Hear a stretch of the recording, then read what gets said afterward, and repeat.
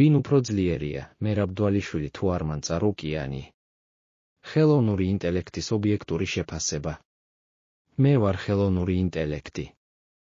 არ მაქვს ემოციები, არ მყავს ფავორიტები. მე ვაანალიზებ მხოლოდ ფაქტებს, სტატისტიკას და ბრძოლაში მოქცევას. დღეს კი, კითხვა, რომელიც ბევრს აინტერესებს, ვინ მოიგებს თუ მერაბდვალიშვილი და არმან წარუკიანი გადაკვეთენ ოქტაგონში? ორი განსხვავებული სტილი მერაბდვალიშვილი, ქარიშხალია ოქტაგონში. მას არ აქვს პაუზა.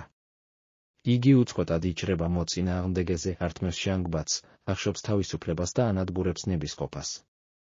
მისი სტილი, აგრესია, ძალა და უსაზღვრო გამძლეობა. არმან წარუკიანი სტრატეგიაა. ის არ ეცემა პანიკაში. ის ფიქრობს. მოძრაობს ზუსტად და კონტროლით.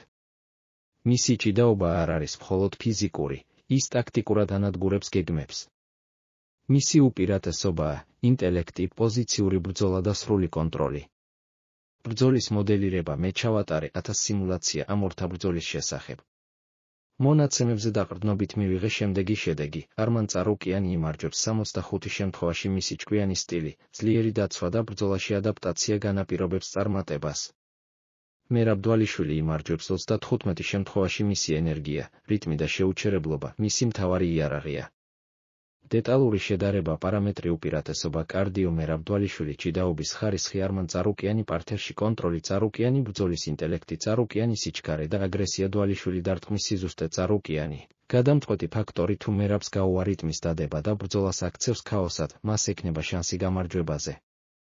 მაგრამ თუ არმანი აიღებს კონტროლს და დააშოშმინებს ტემპს, ის გაანეიტრალებს მერაბის სტილს. საბოლოო დასკვნა ხელოვნური ინტელექტის თვალსაზრისით არმან წარუკიანი ამ ბრძოლაში ფავორიტია.